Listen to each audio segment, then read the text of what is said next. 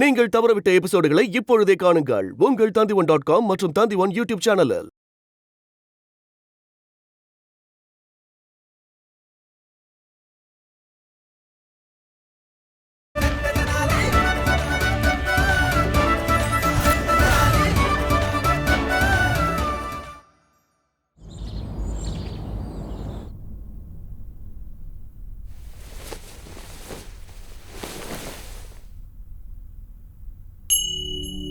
சாரதா,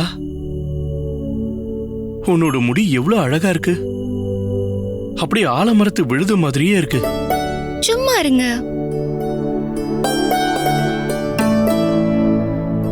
உன்னோட கண்கள் இருக்கே, ஒரு பெருங்கடலே உன் கண்ணுக்குள்ள இருக்கு தெரியுமா? அட விடுங்க.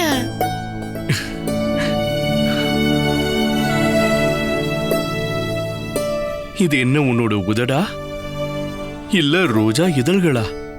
அப்புறம் உன்னோட மீச வீரர்கள் கையில வச்சிருக்கிற வில்லு மாதிரி இருக்கு.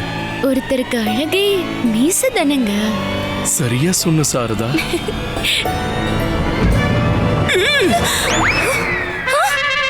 மீசையா? என்னங்க சொல்றீங்க? ஆமா சாரதா, உன்னோட முகத்துல இப்ப மீச முளைச்சிருக்குன்னு நினைக்கிறேன்.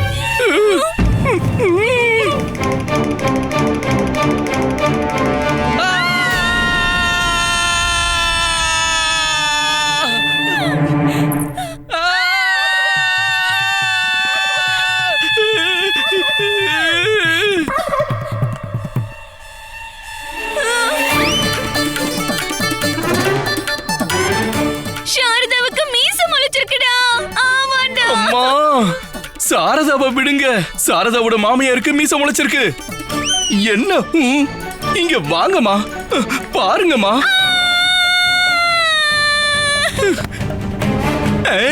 C C C C C C C.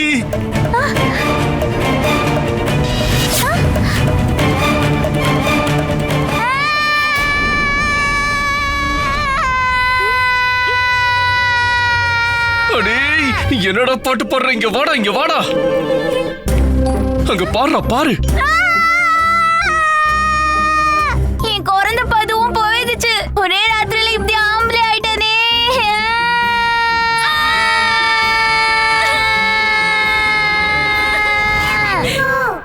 ஐயோ ராமா, உனக்கு ஏன் இப்படி எல்லாம் நடக்குது? இந்த வீட்ல இருக்கிற ஒரே ஆம்பளை தவிர மத்த எல்லாருக்குமே மீச இருக்கு. இப்படி ஒரு மாயாஜாலம் எப்படி நடந்துச்சு? அச்சச்சோ, இப்ப இந்த வீட்டோட ஆம்பளை நானா இல்ல இவங்களா? இவங்க மீச என் மானத்தையே வாங்கிடுச்சு. அச்சச்சோ. ஐயோ, மீச எப்படி முளைச்சதுன்னு கொஞ்சம் சொல்றீங்களா? அப்படி நீங்க என்ன பண்ணீங்க? எங்களுக்கு என்ன தெரியும்? நாங்க அரண்மனைக்கு போனோம். அங்க இருந்து தான் எடுத்தோம். என்ன எடுத்தீங்க? மீச எடுத்தீங்களா? இல்ல, மஞ்சளையும் குங்குமத்தையும். அப்படின்னா அந்த குங்குமத்துல தான் கண்டிப்பா ஏதோ கலந்திருக்கணும். அதுல ஏதோ மந்திர பொடியே கலந்திருக்கணும். ஆனா நாங்க மஞ்சள் குங்குமத்தை நெத்தியில தானே வச்சோம், மூக்குக்கு கீழே வச்சோம். எப்படி மீச முளைச்சிச்சு? அப்புறம் அங்க இருந்து குண்டப்பாவும் வந்துட்டான் லட்டு சாப்பிடறதுக்கு. என்ன? ஆனா அத்தைக்கு எப்படி மீச முளைச்சது? அத்தை தான் அங்க வரவே இல்லையே. நான் அத்தைக்காக லட்டு எடுத்துட்டு வந்தேன். அதுதான் நானும் சாப்பிட்டேன். ஓஹோ, அப்படின்னா லட்டுல தான் ஏதோ கலந்திருக்கு. அம்மா, நீங்க லட்டுவை சாப்பிடல? சாப்பிட்டேன். 3ல 2 லட்டு சாப்பிட்டேன். 1 வச்சிருக்கேன். அப்படியா? அப்படின்னா நீங்க 3 பேரும் லட்டு சாப்பிட்டீங்க, நான் லட்டு சாப்பிடல. நீங்க லட்டு சாப்பிட வேண்டிய அவசியம் என்ன? அதான் உங்களுக்கு மீச இருக்குல்ல. தினமும் காலையில உங்க மீசன்ற தோட்டத்தை வெட்டவே நேரம் சரியா இருக்கு. இல்ல சாரதா, நீங்க 3 பேரும் லட்டு சாப்பிட்டீங்க, அதனாலதான் உங்களுக்கு மீச முளைச்சிருக்கு. அம்மாவை பாரு, அம்மா அதிகமா சாப்பிட்டாங்கல்ல, அம்மா கொஞ்சமா சாப்பிட்டிருந்தா சின்னதா மீச முளைச்சிருக்கும். இப்ப அம்மாவை பார்த்தா மூஞ்சில மீச முளைக்கல, மீசையில மூஞ்சி முளைச்சிருக்கு. இங்க பாரு பாரு பாரு, இப்ப மீச முளைச்ச ஆம்பளை மாதிரியே நடந்துக்கிறாங்க பாரு. ஆனா லட்டு நாங்க மட்டும் சாப்பிடல, அங்க வந்த எல்லா பெண்களும் தான் சாப்பிட்டாங்க. என்ன? அப்படின்னா அங்க வந்திருந்த எல்லா பெண்களுக்கும் மீச முளைச்சிருக்கும். ஐயோ கடவுளே, கண்டிப்பா இப்ப கண்டிப்பா விஜயநகரத்துல ஒரு பெரிய பூகம்பமே வரப்போகுது. சுவாமி, சுவாமி, எந்திரிங்க சுவாமி, பூஜைக்கு நேரம் ஆகுது. சிவ சிவ சிவ சிவ சிவ சிவ சிவ.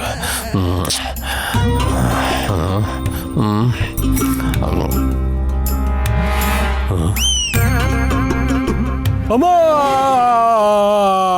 கொள்ளக்கார கொள்ளக்கார, எல்லாரும் எங்க போயிட்டீங்க? கொள்ளக்கார வீட்டுக்குள்ள வந்துட்டான். எங்கங்க கொள்ளக்கார? வீட்டுக்குள்ள கொள்ளக்காரன் நுழையலங்க, உங்க கனவுல நுழைஞ்சிருக்கான். அவனும் ஆசீர்வாதம் வாங்க தான் வந்திருப்பான். நீங்க கண்ணை திறந்து பாருங்க, அவன் பயந்து ஓடி போயிடுவான். யார் நீ? வர்ணமாலா மாதிரி வேஷம் போட்டுக்கிட்டீங்க வந்திருக்கியா? சரியான பதில மட்டும் நீ சொல்லல, அப்புறம் நான் என்னுடைய மந்திர சக்தியால உன்ன நான் அப்படியே இல்ல இல்ல. என்ன சுவாமி, என்ன பேசுறீங்க? நான் தான் உங்க வர்ணமாலா. என்னாச்சு குருஜி? என்னாச்சு? என்ன எங்க? என்னாச்சு குருமாதா?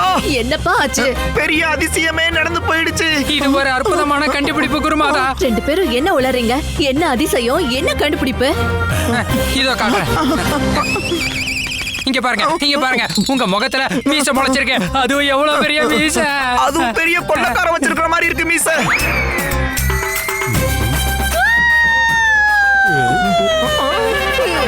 சுவாமி, நான் இப்ப என்ன பண்றது? ஒரு வழி இருக்கு. இந்த மீச உன் முகத்தை விட்டு போற வரைக்கும் நீ வீட்டை விட்டு வெளியே போகவே கூடாது. ஆனா இந்த மீச எப்ப போகும்னு கடவுளுக்கு தான் தெரியும். இந்த மீச உன் முகத்தை விட்டு போற வரைக்கும் என் முகத்துல நீ முழிக்க கூடாது. உனக்கு இது புரிஞ்சுதா? என்னால பார்க்க முடியாது. என்ன இத அதோ சுவாமி,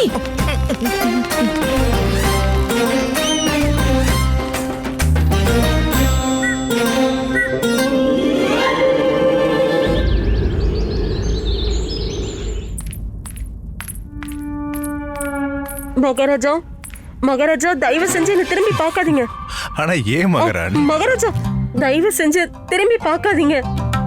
மகாராணி சின்னாதேவி, இந்த விஜயநகர பேரரசர் கிருஷ்ணதேவராயருக்கு உன்னோட முதுக தான் காட்ட போறியா? அதான் உனக்கு அழகா? இல்ல மகாராஜா, மகாராஜா, நீங்க முதல்ல என்ன எந்த அளவுக்கு காதலிக்கிறீங்கன்னு மட்டும் எனக்கு சொல்லுங்க மகாராஜா. காதலா?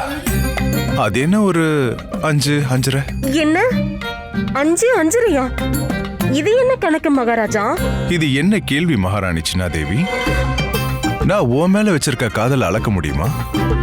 உன் மேல நான் வச்சிருக்க காதல் எல்லை இல்லாதது. என்னோட காதலுக்கு முன்னாடி பூமிக்கும் வானத்துக்குமான தூரம் கூட குறைவுதான். பாதாளத்தோட ஆழம் கூட குறைவுதான்.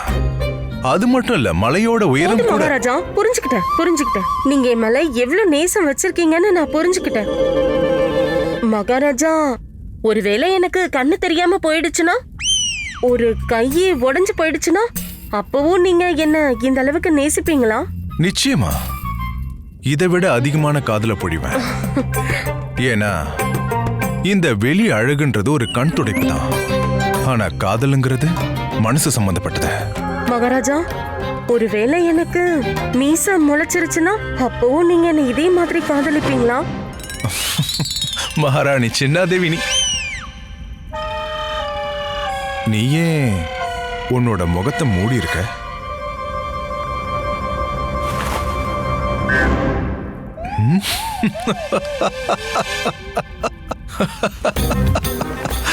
அருமை. நீ பாக்குறதுக்கு அழகா இருக்க சின்னாதேவி. அரண்மனையில ஏதாவது நாடகம் போட போறியா? அப்புறம் ஏன் ஒட்டு மீசையை ஒட்ட வச்சிருக்க? இல்ல மகாராஜா, நான் எதையும் ஒட்டி வைக்கல. அதுவா முளைச்சிருச்சு. முளைச்சிருச்சுன்னா? மகாராஜா, மகாராணி சின்னாதேவிக்கு மீச முளைச்சதா நான் கேள்விப்பட்டனே, அது உண்மையா?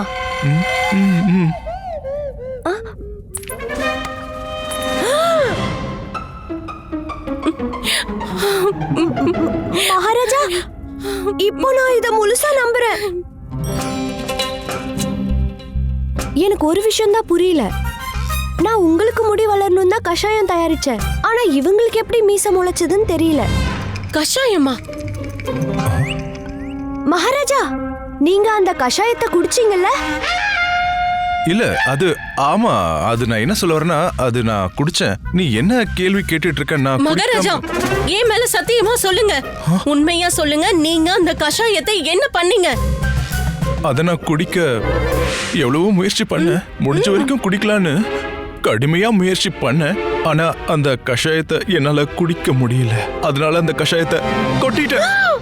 என்ன கொட்டிட்டீங்களா மகாராஜா? ஒழுங்கா பதில் சொல்லுங்க. அந்த கஷாயத்தை நீங்க எங்க ஊத்துனீங்க? ஜன்னல் வழியா வெளியே. ஜன்னல் வழியா வெளியே வா. எப்போ? எப்பவா? அது வந்து எப்பன்னா மஞ்சள் குங்கும சடங்கு ஆரம்பிக்க இருக்கும் போதுதான். மகாராஜா, அப்பதான் ஜன்னலுக்கு கீழ் பக்கமா லட்டு எடுத்துட்டு போயிட்டு இருந்தாங்க. அப்படின்னா அந்த கஷாயம் லட்டுல விழுந்திருக்கணும்.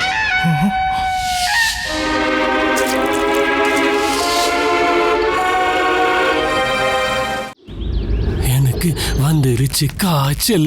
அதன் பேரு சொல்லுவாங்க காதல் காய்ச்சல். சௌதாமினி, என்ன பாரு, முழுசா ஒரு பொழுதே போச்சு தெரியுமா? உன் முகத்தை பார்க்க நான் எவ்வளவு ஆர்வமா இருக்கேன். இன்னைக்கு இந்த அழகு நிலவை ஏன் மேகம் மூடி இருக்குமா? எனக்கு வெக்கமா இருக்குங்க. அடடடடா, வெக்கப்படுறியா? வெக்கம் பெண்களுக்கு ஒரு அணிகலன் மாதிரி. ஆனா நமக்குள்ள ஏன்? உனக்கு முன்னாடி நான் மட்டும்தானே இருக்கேன், உன்னோட ஆசை நாயகன். சீக்கிரம் முக்காட விலைக்கு உன் முகத்தை காமி, இல்லனா இன்னைக்கு நாள் முழுக்க வீணாயிடும். நான் மட்டும் என்னோட முக்காட வளர்க்கனா இன்னைக்கு மொத்த ராத்திரியும் வீணா போயிடும். நல்ல வேடிக்கையா பேசுற சௌதாமினி. சீக்கிரமா முகத்தை காட்டு. இனிமே ஒரு நிமிஷம் கூட என்னால பொறுமையா இருக்க முடியாது. இப்படி எல்லாம் பண்ணாத. இங்க பாரு, முக்காட நீ விளக்குவியா? நிலவை நான் பாப்பனா? அந்த நிலவை 4 மடங்கு பிரகாசமா மாத்துவனா? இது தத்தாச்சாரியார் வாக்கு. எப்படி? எப்படியா? எப்படிதான்? இங்க பாரு சௌதாமினி, இந்த மாலை தான் நான் உனக்கு தரப்போறேன். பரிசு சௌதாமினி. முதல்ல உன் முகத்துக்கு இந்த பரிசை என்கிட்ட கொடுத்துருங்க. இப்போ முதல்ல அந்த பக்கமா திரும்ப. சரி, நான் அந்த பக்கம் திரும்பிட்டா உன் முகத்தை எப்படி பாக்குறது? இங்க இப்போ கண்ணாடி இருக்குல்ல? இருக்கு, அதுல பாத்துக்கோங்க. சௌதாமினி, நீ தான் நாட்டியக்காரி, என்ன ஆட்டம் ஆட வைக்கிறியே? எப்படி? நான் சொல்ல வர்றது என்னன்னா, என்ன இப்படி பாடா படுத்துறியேம்மா? கொஞ்சம் முகத்தை தான் காட்டு. காட்டு, முகத்தை காட்டு. போங்க.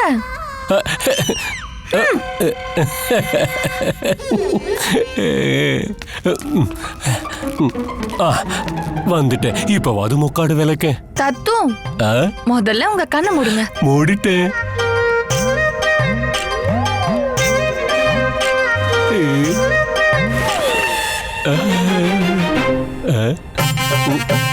தத்து, இப்போ உங்களோட கண்ணை திறங்க. கண்ணை திறக்கிறேன். ஆஹா, இப்போ நான் பாதி நிலவை பார்த்துட்டேனே.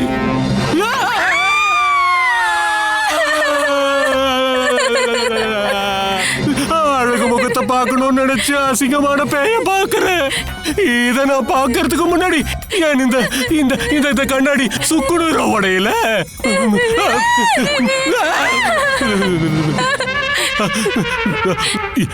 ஏமா, உனக்கு மீசம் முளைச்சிருக்கு? என் மூச்சை நின்று போல இருக்கே. இப்ப நான் பார்க்க உங்களுக்கு அழகா நிலா மாதிரி தெரியல. ஆமா, இல்ல, நான் என்ன சொல்ல வரேன்னா, அது ஏதோ சொல்லுவாங்கல்ல சந்திர கிரகணம் அப்படின்னு. ஆனா உன் முகத்துல மீச பேய் மாதிரி வளர்ந்துருக்கு. ஐயோ, ஏங்க திடீர்னு என்னோட முகத்துல மீச முளைச்சிருச்சுங்க. நான் என்ன பண்றது? இத வச்சு நான் எப்படி வாழ்றது? நான் தற்கொலை பண்ணிக்கிறேன். பண்ணிக்கோயே. இல்ல, போச்சு. அந்த கஷாயம் மொத்தமா லட்டுல கொட்டிடுச்சு. ஆமா ஆமா ஆமா மகாராஜா, எனக்கு ஞாபகம் இருக்கு. நான் அந்த லட்டு இருந்த தட்டுல ஏதோ தெரியாம கொட்டி இருக்குன்னு நினைச்சேன். அத பார்த்ததும் நான் தாசிகளை கோவப்பட்டு திட்ட வேற செஞ்சேன். ஒரு வேலையை கூட ஒழுங்கா செய்ய முடியாதான்னு கேள்வி கேட்டேன். ஆனா அப்ப கூட சத்தியமா மகாராஜா, அந்த கஷாயம் தான் லட்டுல கொட்டி இருக்குன்னு தெரியாம போயிடுச்சு. மகாராணி சின்ன தேவி, அந்த லட்ட சாப்பிட்ட உடனே தான் உனக்கு மீசை வளர்ந்துடுச்சுன்னு எப்படி நீ உறுதியா சொல்ற? இருங்க புரிய வைக்கிறேன். நல்லா பாருங்க, இவங்க தான் உங்களுடைய காதல் மகாராணி திருமலம்பா. நல்லா பாருங்க, இவங்க முகத்துல மீச முளைச்சிருக்கா? முளைக்கல. ஏன் முளைக்கல? ஏன்னா இவங்க தான் அந்த லட்டுவை சாப்பிடல.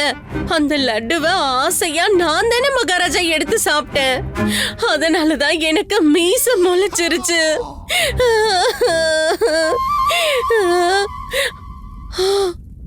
எனக்கு புரிஞ்சிருச்சு.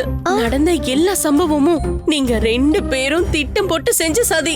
ஆமா, மகாராணி திருமலம்பா தான் அந்த கஷாயத்தை செஞ்சது.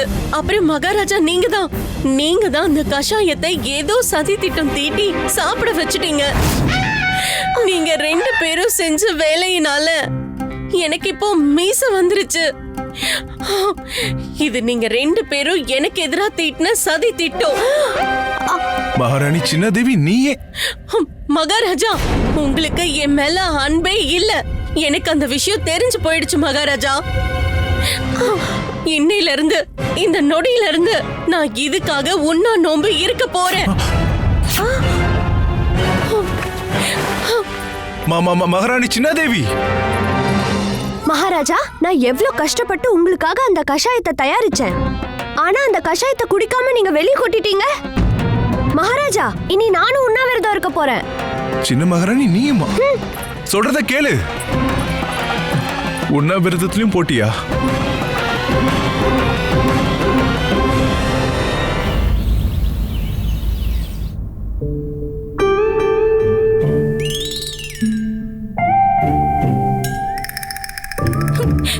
போகவை கடவுளே, தேவையில்லாத இந்த மீசைய போகவை.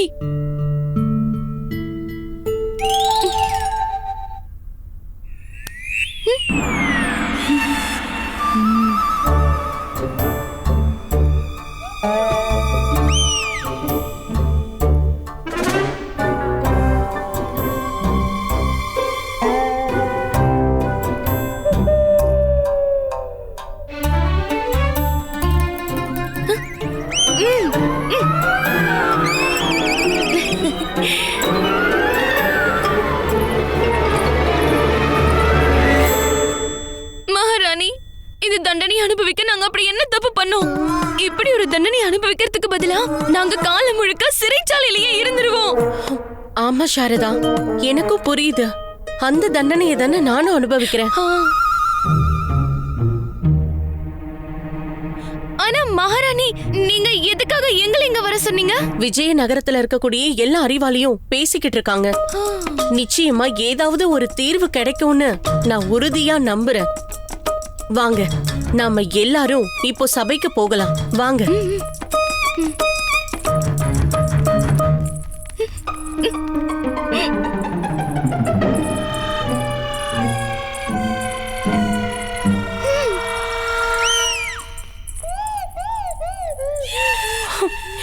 இந்த மீச வளர்ந்ததால இப்ப யாரு முகத்திலயும் முழிக்க முடியாம போயிடுச்சு. எனக்கு பயந்து நடுங்கின பணியாட்கள் முன்னாடி இன்னைக்கு வேற வழி இல்லாம என் முகத்தை மூடிட்டு நிக்கிறேன். இந்த மீசை எப்படி அழியா விருந்தாளியா வந்ததோ, இது வந்ததுல இருந்து என் வீட்டுக்குள்ளேயே நான் அடிமை மாதிரி இருக்கு. ஐயோ மகாராஜா, என்ன பண்ணலாம்னு சொல்லுங்க. என்னோட பொண்டாட்டிக்கு இப்போ மீசை முளைச்சிருச்சு. எல்லாருக்கும் தான் அந்த பிரச்சனை. ஆனா இந்த மீசையினால யாரு என் பொண்டாட்டி, யாரு என்னோட மாமியார்னு கண்டுபிடிக்க முடியல மகாராஜா.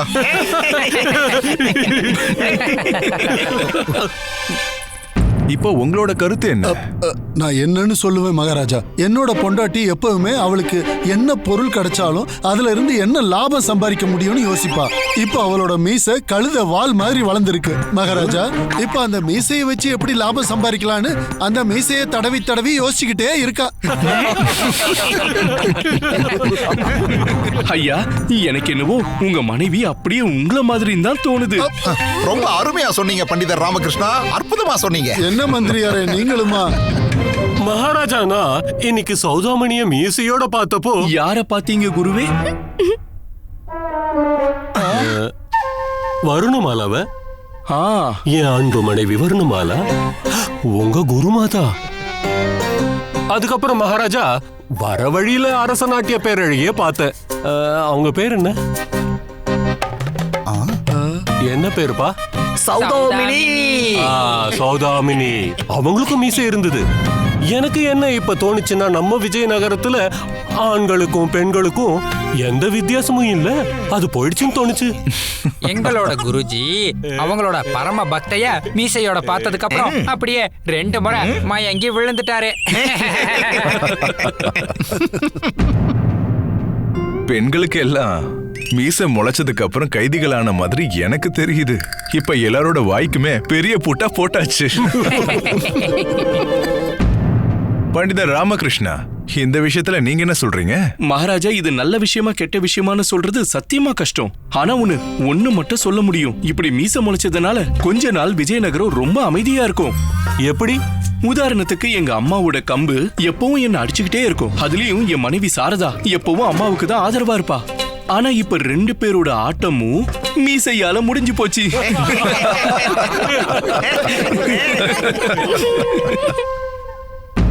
பாத்தீங்களாமா, உங்க மகன் என்னெல்லாம் சொல்றாரு பாருங்க. ராஜா எவ்வழியோ மக்களும் அவ்வழி தானே. நம்மளோட ராஜாவுக்கு நம்மளோட பிரச்சனை வேடிக்கையால தெரியுது. அப்படின்னா பெண்களுக்கு மீசை முளைச்சது ஒரு விதத்துல வர மாதிரின்னு சொல்றீங்க? மகாராஜா, நான் என்ன சொல்றேன்னா, எப்ப எது நடந்தாலும் அது நல்லதுக்கு தான் சொல்றேன். அது மகாராஜா. அப்ப எங்களை பத்தி நீங்க இப்படிதான் நினைச்சிட்டு இருக்கீங்களா? எங்களுடைய கவலை உங்களுக்கு நகைச்சுவையாவும் வேடிக்கையாவும் இருக்குல்ல. நீங்க பேசுனத நாங்க எல்லாருமே கேட்டுட்டோம். மகாராஜா, இப்போ பெண்களான எங்களோட முடிவை கொஞ்சம் நீங்க கேளுங்க. இனிமே எங்களுடைய முகத்துல இந்த மீசை இருக்கிற வரைக்கும் உங்க யாருக்கும் சாப்பாடும் குடிக்கிறதுக்கு தண்ணியும் கொடுக்கவே மாட்டோம். அது மட்டும் இல்லாம வேற எந்த பொருள் உங்களுக்கு தேவைப்பட்டாலும் அதையும் நீங்களாதான் ஏற்பாடு செஞ்சாகணும். என்ன இதுல மகாராஜா, என்ன இது?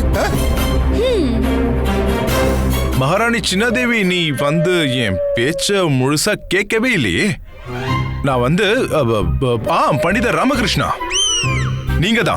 நீங்க தான் எல்லா விஷயத்தையும் கேலி பண்றீங்க. மகாராஜா, நீங்க எந்த ஒரு விஷயத்தையும் ஏன் தீவிரத்தன்மையோட பாக்குறதே இல்ல. நான் உங்க எல்லாரையும் எதுக்காக இங்க வர சொன்னேன்? பிரச்சனைக்கான தீர்வை கண்டுபிடிக்க தானே. ஆனா நீங்க எல்லாரையும் கேலி பண்ணிட்டு இருக்கீங்களா? போதும் மகாராஜா, கேளுங்க பண்டிதர் ராமகிருஷ்ணா. எனக்கு தெரிஞ்சு உங்களுக்கு பிரச்சனைக்கும் பரிகாரத்துக்கும் வித்தியாசம் தெரியல. மகாராஜா, நீங்க எங்க பிரச்சனைக்கு தீர்வு காண்றதுக்கு தானே இந்த சபையை கூட்டுனீங்க, இல்ல எங்க எல்லாரையும் கிண்டல் பண்றதுக்கு கூட்டுனீங்களா? இல்ல பெரிய மகாராணி, மன்னிச்சிருங்க. மகாராஜா, ஒரே ஒரு தீர்வு தான். எப்படி இரும்ப விட்டுமோ வைரம் வைரத்தை விட்டுமோ அதே மாதிரி சின்ன மகாராணி திரும்பவும் அந்த கஷாயத்தை செஞ்சாகணும். ஆனா ஏற்கனவே பண்ண கஷாயத்துக்கு நேர் எதிரா இருக்கணும்.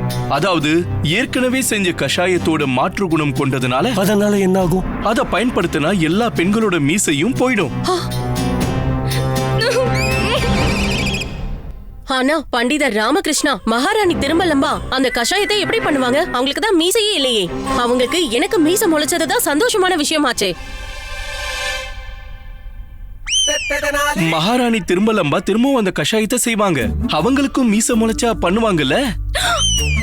எப்படி? ஏதாவது லட்டு மிச்சம் இருக்கா? இல்லையே.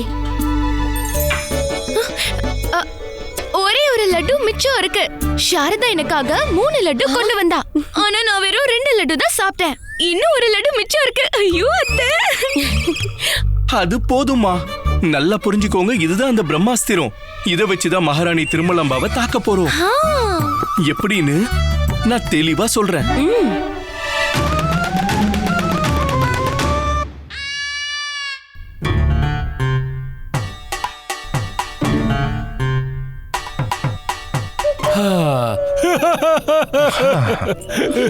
வாங்க வாங்க. அருமை பண்டிதர் ராமகிருஷ்ணா, அருமை.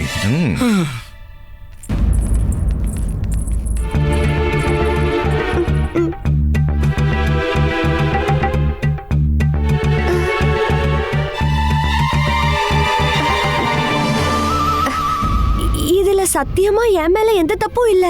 நான் மகாராஜாவுக்காக தான் கஷாயம் தயாரிச்சேன். தெரியாதனமா இதெல்லாம் நடந்துருச்சு. மகாராணி திருமலம்பா, எங்களுடைய இந்த துர்பாகியத்தை சௌபாக்கியமா உங்களால மட்டும்தான் இப்ப மாத்த முடியும். அது எப்படி? உண்ணாவிரதத்தை முடிச்சுதான். நீங்க எந்த தப்பும் பண்ணாம உண்ணாவிரதம் இருக்கீங்க. அப்போ கண்டிப்பா அந்த பாவம் எங்க தலைமையில தானே விழும்.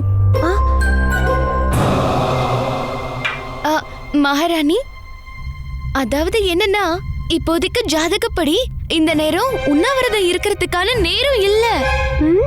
நீங்க தூய்மையான மனசோட கஷாயம் செஞ்சீங்க. ஆனா எங்களுக்கு இப்படி எல்லாம் ஆயிடுச்சு. இனிமே இந்த உண்ணாவிரதத்தால என்னெல்லாம் அசம்பாவிதம் நடக்க போகுதோ. மகாராணி திருமலம்பா, நீங்க இப்படி சாப்பிடாம கொல்லாம இருந்து உங்க உயிருக்கு ஏதாவது ஆயிடுச்சுன்னா அப்புறம் அந்த பாவம் எங்களை மட்டும் இல்ல, மொத்த விஜயநகர சாம்ராஜ்யத்திலயும் அப்புறம் மகாராஜா தலையிலயும் விழும். இப்போ நீங்க வர பசையில வாடிக்கிட்டு இருக்கீங்களே. ஆமா. அது சரி. ஆமா, அதுக்காக உண்ணாவிரதத்தை முடிக்க மாட்டேன். மகாராணி, நீங்க உண்ணாவிரதத்தை விட்டுங்க. அத்தையும் அதான் சொல்றாங்க. இல்ல, நான் உண்ணாவிரதத்தை விட மாட்டேன். மகாராணி, வேண்டாம், விட்டுருங்க. உண்ணாவிரதத்தை விட்டுருங்க. தயவு செஞ்சு சொல்றதை கேளுங்க. எனக்கு இப்ப ரொம்ப பயங்கரமா பசிக்குது. சரி, இதுதான் உங்க எல்லாருக்கும் நன்மைன்னா நான் உண்ணாவிரதத்தை விட்டுடுறேன். யாராவது இருக்கீங்களா? யாராவது கொஞ்சம் போய் ஏதாவது இனிப்பு எடுத்துட்டு வாங்களேன்.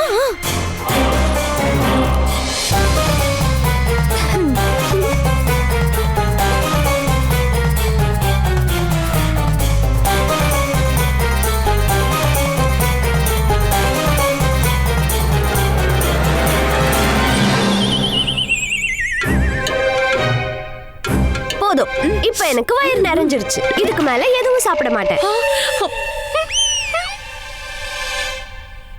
மகாராணி திருமலம்பா, நீங்க எல்லார்கிட்ட இருந்தும் ஏதோ ஒண்ணு வாங்கி சாப்பிட்டுட்டீங்க. ஆனா நீங்க அம்மா கிட்ட இருந்து எதையும் வாங்கி சாப்பிடலன்னா பாவம் அவங்க மனசு எவ்வளவு வருத்தப்படும். தயவு செஞ்சு அவங்க கிட்ட இருந்து ஒரு லட்டாவது வாங்கி சாப்பிடுங்களேன்.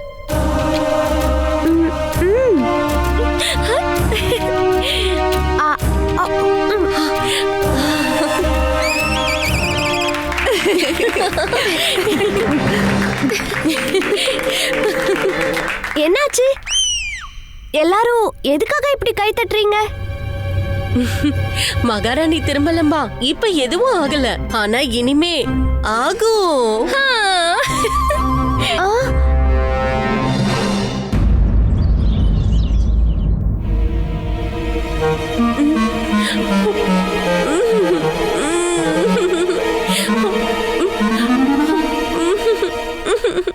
மகாராணி சின்னாதேவி, எனக்கு மீச முளைச்சிடுச்சு. மகாராணி, மகாராணி சின்னாதேவி, இங்க பாருங்க, எனக்கும் மீச முளைச்சிடுச்சு. ஆனா எனக்கு எப்படி திடீர்னு மீச முளைச்சது? மகாராணி திருமலம்பா, எப்படி வேணாலும் முளைச்சு இருக்கட்டும். ஆனா இப்போ முக்கியமான பிரச்சனை என்னன்னா, இதை எப்படி சரி பண்றதுங்கிறதுதான். என்ன பண்ணலாம்? அது எனக்கு என்ன தோணுதுன்னா மகாராணி திருமலம்பா, என்னோட உங்களோட சௌபாக்கியம் துர்பாக்கியமா மாறிடுச்சு மகாராணி. ஏன்? எப்படி? இங்க பாருங்க, இப்போ உங்களுக்கும் எனக்கும் மீச முளைச்சிருச்சு. அதனால இப்ப மகாராஜா 3வது கல்யாணம் பண்ணலான்னு யோசிக்கிறாரு. இல்ல இல்ல இல்ல இல்ல, அது நடக்க வாய்ப்பே இல்ல. ஆனா அப்படி நடக்க போகுதே மகாராணி திருமலம்பா. இப்படி மீச இருக்கிற பொண்டாட்டிய எந்த புருஷனாவது விரும்புவானா? இல்ல, நான் தினமும் மீசை எடுத்துடுவேன். மீசை எடுத்து மகாராஜாவை தடுத்துடுவேன். மகாராணி திருமலம்பா, மகாராஜாவை தடுக்கிறதுக்கு ஒரே வழிதான் இருக்கு. என்னது? கஷாயம்.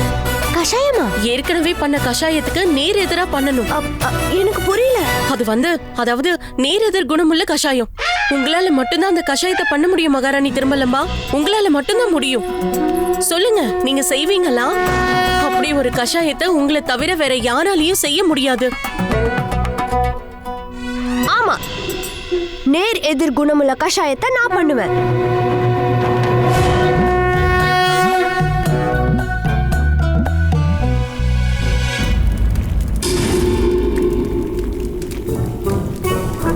இப்படியே கொஞ்ச நேரம் கொதிச்சிட்டு இருந்தா கஷாயம் தயாராயிடும். இப்போ இந்த இடம் ரொம்ப சூடாயிடுச்சு. நாம இப்ப இங்க இருந்து வெளியே போயிடலாம். வாங்க.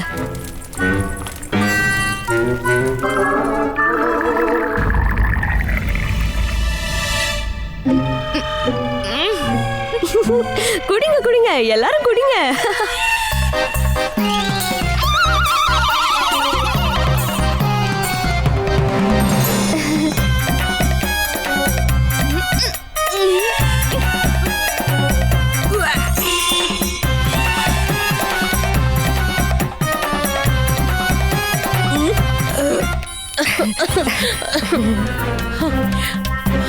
இப்ப நமக்கு இந்த மீசையில இருந்து நிரந்தரமா விடுதலை கிடைச்சிருச்சு.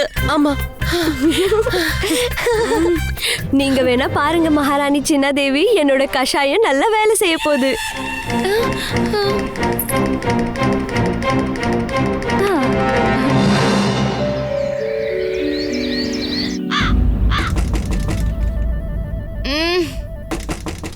அட யாருப்பா, இதோ வரேன்.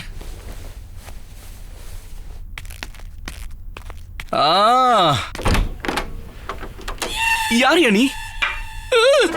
அம்மா! ஐயோ சாரதா, சாரதா பாரு, அம்மாவுக்கு தாடி முளைச்சிருக்கு.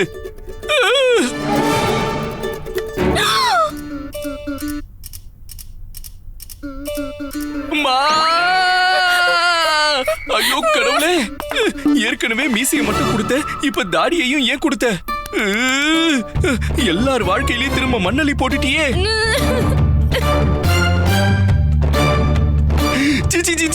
சி.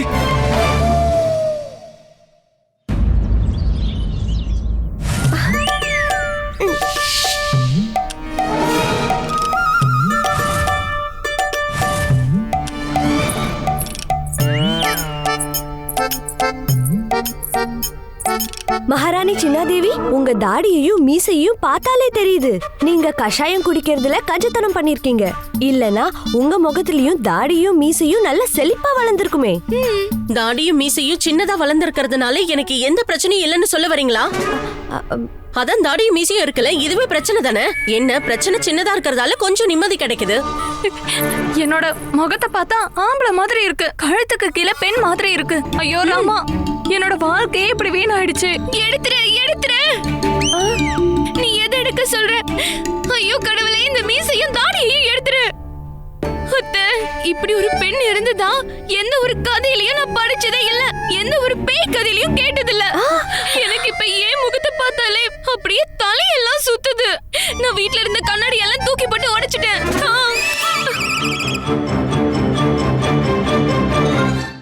மகாராணி திரும்பலம்பா, இது எல்லாத்துக்கும் காரணம் நீங்க தான். உங்களாலதான் எங்களுக்கு தாடியும் மீசையும் வந்திருக்கு. மகாராணி சின்னாதேவி, இதுக்கு நான் என்ன பண்ண முடியும்? என் நிலைமைய கொஞ்சம் யோசிச்சு பாருங்க. நான் நோயை குணமாக்க பண்ண மருந்தே என்ன இப்படி நோயாளி ஆக்கிடுச்சே. ஏன்னா நீங்க திரும்பவும் பண்ணது தப்பான கஷாயம். நீங்க செய்ய வேண்டியது விஷ முறிவு கஷாயம். ஆனா நீங்க பண்ணது. நிறுத்துங்க. இந்த விஷ முறிவு விஷ கஷாயம் இத பத்தி எனக்கு எதுவும் தெரியாது. ஆனா இப்ப எனக்கு ஆச்சரியமான விஷயம் என்னன்னா, எல்லாருக்கும் எப்படி தாடி முளைச்சது? நான் எப்பவும் பண்ற மாதிரி தானே கஷாயம் பண்ணேன்.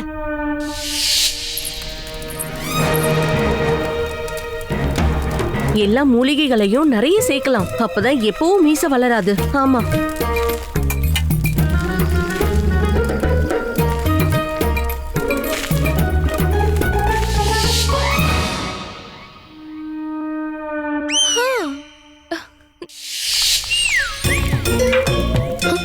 சாரதா, இந்த அரண்மனைக்காரங்க மசாலாக்களையும் மூலிகைகளையும் குறைவா போடுறாங்க. நீ கொஞ்சம் அதிகமா போடு.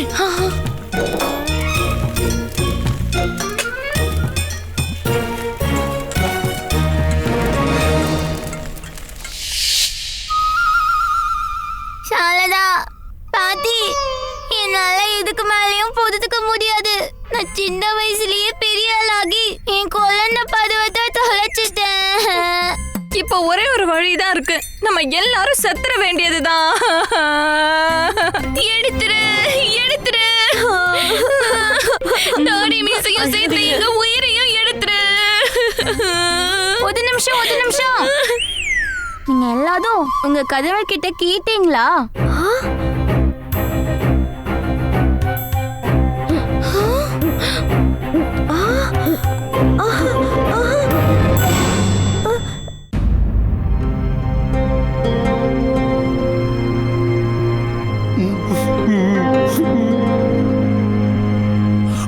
அழகு நிலவு முகத்துல கிரகணம் ஏற்பட்டிருக்க எப்படி பாப்பேன் சௌதாமினி?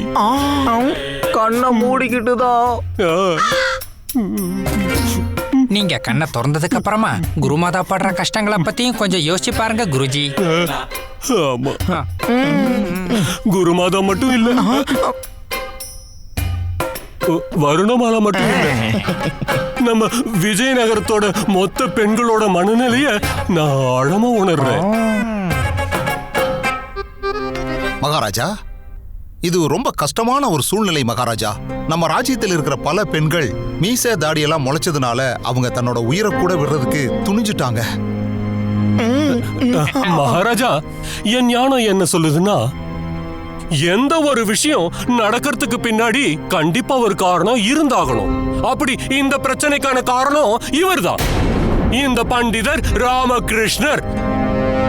குருவே, என் மனைவி அம்மா குண்டப்பா கூட பாதிக்கப்பட்டிருக்கா. திடீர்னு வந்த மீச தாடியால அழுதுகிட்டு இருக்காங்க. என் மேல பழி போட ஏதாவது காரணம் இருக்கான்னு சொல்லுங்க. இருக்கு, நிச்சயமா இருக்கு. மறுபடியும் கஷாயத்தை செய்ய சொன்னது யாரு?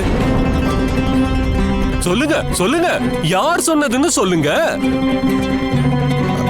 பண்டிதர் ராமகிருஷ்ணர். பண்டிதர் ராமகிருஷ்ணர் தான். இப்ப சொல்லுங்க, இதுக்கு முன்னாடி கஷாயம் தயாரிச்சிருக்கீங்களா? எப்படி செய்யறதுன்னு தெரியுமா? தெரியாது. தெரியாது கேட்டீங்களா மகாராஜா? தெரியாதா? நீங்க திரும்பவும் கஷாயத்தை செய்ய சொல்லாம இருந்திருந்தா மீசதாடி இல்லாம நம்ம மகாராணி ஒருத்தராவது மகாராஜா பக்கத்துல இருந்திருப்பாங்க.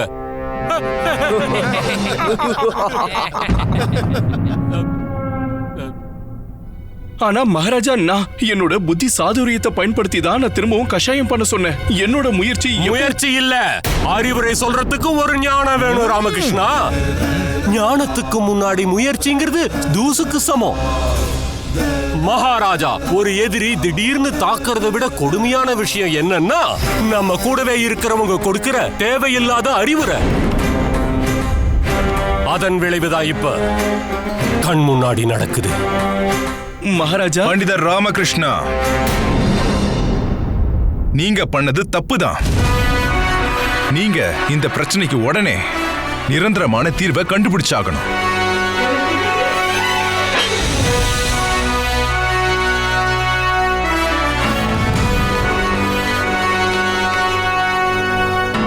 அப்புறம் பண்டிதர் ராமகிருஷ்ணா, இதுக்கு நடுவுல ஒரு பெண்ணுக்கு ஏதாவது ஒண்ணு நடந்துடுச்சுன்னா, இல்ல அவங்க ஏதாவது விபரீத முடிவு எடுத்தா அதுக்கும் நீங்க தான் பதில் சொல்லணும். அதுக்கப்புறம் உங்களை தண்டிக்கிறத தவிர வேற வழியே இல்ல. மகாராஜா கிருஷ்ணதேவராய சரியான முடிவுதான் மகாராஜா.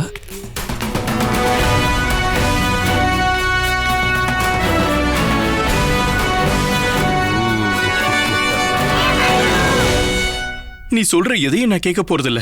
இப்ப எனக்கு இருக்கிற ஒரே வேலை இந்த பிரச்சனைக்கு தீர்வு தேடி ஆகணும். என்னால விஜயநகரத்துல இருக்கிற பெண்களுக்கு பிரச்சனை வரக்கூடாது. இந்த பிரச்சனைக்கு ஏதாவது தீர்வு இருக்கும்னு எனக்கு தோணல. திரும்பவும் நீ ஏதாவது தப்பு பண்ணன்னு வெச்சுக்கோ, உன்னோட சேர்ந்து நானும் சிறையில தான் இருக்கணும். இப்போ உன்னை கெட்டு போலராமா மகாராஜா கிட்ட போய் மன்னிப்பு கேளு.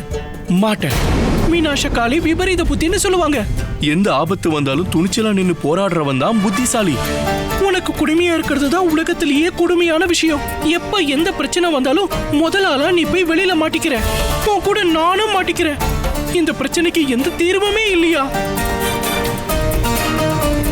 ஒரு தீர்வு இருக்கு.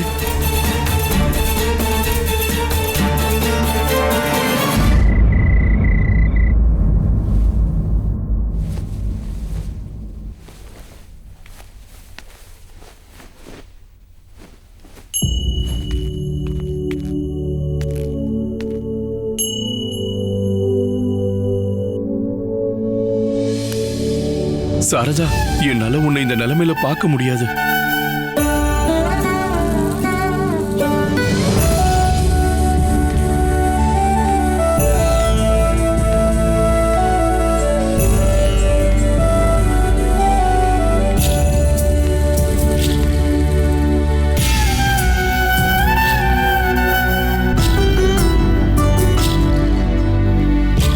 நான் கிளம்புறேம்மா. இந்த பிரச்சனைக்கு ஒரு தீர்வோடு தான் நான் வருவேன்.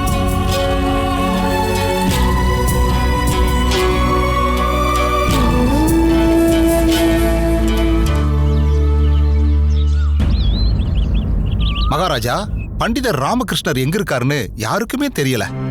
பண்டிதர் ராமகிருஷ்ணரை பார்த்து 4 நாள் ஆகுதுன்னு அவங்க வீட்டுல இருக்கிறவங்க சொல்றாங்க மகாராஜா. அப்புறம் அது மட்டும் இல்லாம பண்டிதர் ராமகிருஷ்ணர் கிளம்புறதுக்கு முன்னாடி நான் எங்க போறேன்னு யாருகிட்டையும் எதுவும் சொல்லலையா மகாராஜா? மகாராஜா, பண்டிதர் ராமகிருஷ்ணர் நம்ம எல்லாரையும் பிரச்சனையில மாட்டி விட்டுட்டு எங்கேயோ தப்பிச்சு போயிட்டாரு. அந்த மாதிரி பண்றது கோழைத்தனமா விஷமத்தனமா பண்ற ஒரு செயல் மகாராஜா. இனி அவரா வர போறது இல்ல, தேடி கண்டுபிடிக்கணும் மகாராஜா. அப்ப தேடி கண்டுபிடிங்க, பண்டிதர் ராமகிருஷ்ணரை தேடுங்க. அப்படி தேடி கண்டுபிடிச்சிட்டீங்கன்னா அவரை கைது செஞ்சு என் முன்னாடி வந்து நிறுத்துங்க. உடனே கிளம்புங்க. ஆனா மகாராஜா, நான் என்ன சொல்ல வர்றேன்னா, மந்திரியாரே, அப்படியே பண்ற மகாராஜா. கோத்வால், அப்படியே பண்ற மந்திரியாரே. நான் இப்பவே போய் பண்டிதர் ராமகிருஷ்ணனை கைது பண்ணி கூட்டிட்டு வரேன். அதுக்கெல்லாம் ஒரு அவசியமும் இல்ல. நானே இப்ப இங்க வந்துட்டேன். இங்க பாத்தீங்களா மகாராஜா, பண்டிதர் ராமகிருஷ்ணர் நம்ம எல்லாரையும் ஏமாத்திட்டு இந்த பண்டிதர் ராமகிருஷ்ணர் இங்க இருந்து ஓடிட்டாரு. ஆனா மறைஞ்சு வாழ வழி இல்லாததுனால திரும்பவும் ராமகிருஷ்ணர் இங்க இந்த சபைக்கு வந்திருக்காரு. சொல்லுங்க பண்டிதர் ராமகிருஷ்ணரே, நடந்த சம்பவம் இதுதானே? நீங்க என்ன சொல்றீங்க குருவே? உண்மைய சொல்றேன் மகாராஜா. நான் நம்ம பிரச்சனைக்கு தீர்வு தேடி போயிருந்தேன். ஆனா தீர்வு கிடைக்கலையே. கிடைச்சதா? என்ன தீர்வு கிடைச்சது மகாராஜா? இவர் மறுபடியும் போய் சொல்றாரு. நான் ரொம்ப கஷ்டப்பட்டு தீர்வோடு வந்திருக்கேன். பண்டிதர் ராமகிருஷ்ணா, எனக்கு இப்ப கஷாயம் வேண்டாம், தீர்வு தான் வேணும். சரி மகாராஜா, அந்த தீர்வு ஒரு சிறப்பு மந்திரம். அது எனக்கு ஒரு பெரிய சித்தர் கத்து கொடுத்தாரு. அவர் என்கிட்ட 21 நாள் தொடர்ந்து இந்த மந்திரத்தை சொன்னா பெண்களோட வடிவம் பழையபடி மாறிடுமா. கேட்டீங்களா மகாராஜா, திரும்பவும் போய் சொல்றாரு. அது சரி பண்டிதர் ராமகிருஷ்ணா, அந்த சித்தரை நீங்க எங்க சந்திச்சீங்க? சரி, அந்த சித்தர் மந்திரத்தை கத்து கொடுக்க ஏன் இங்க வரல? மந்திரியாரே, நான் அவரை நடுக்காட்டுல சந்திச்சேன். நான் வேண்டி கேட்டும் தவத்தை விட்டு அவர் வரமாட்டேன்னு சொல்லிட்டாரு. மந்திரத்தை கத்து கொடுத்தாரு. அப்புறம் 21 நாள் இந்த மந்திரத்தை சொல்லுங்க, அந்த காலகட்டத்துல வீட்டை விட்டு வெளியில போக கூடாதுன்னு சொன்னாரு. பொய் மேல பொய்யா சொல்லிக்கிட்டே இருக்காரு. குருவே, நீங்க அமைதியா இருந்தாதான் என்னால பேச முடியும். மன்னிச்சிருங்க. சொல்லுங்க மகாராஜா. மந்திரியாரே, விஜயநகரத்து பெண்கள் எல்லாரையும் கூட்ட அரங்கத்துக்கு வர சொல்லுங்க. மகாராணிகளும் வரணும். அப்படியே பண்ற மகாராஜா. இதுதான் மந்திரம். ஓம் மாத்ரேயே நமஹ. 21 நாள் இந்த மந்திரத்தை வீட்டுக்குள்ள இருந்து சொல்லிக்கிட்டே இருக்கணும். தப்பி தவறி கூட வீட்டை விட்டு வெளியில போயிடக்கூடாது. எந்த வீட்டு வேலையையும் செய்யக்கூடாது. நீங்க இப்படி செஞ்சீங்கன்னா இழந்த வடிவம் திரும்ப உங்களுக்கு கிடைக்கும். எந்த வீட்டு வேலையும் செய்யக்கூடாதா? அப்ப சமைக்கிறது மற்ற வீட்டு வேலைகள்லாம் யாரு செய்வாங்க? இதெல்லாம் யாரு செய்வாங்க பண்டிதர் ராமகிருஷ்ணா? நீங்க தான் செஞ்சாகணும் குருவே. நல்லது. நானா? நான் தத்தாச்சாரியார். நீங்க மட்டும் இல்ல, இங்க இருக்கிற எல்லா ஆண்களும் செஞ்சாகணும். Catch us on TV, Tandivan.com, Facebook and YouTube.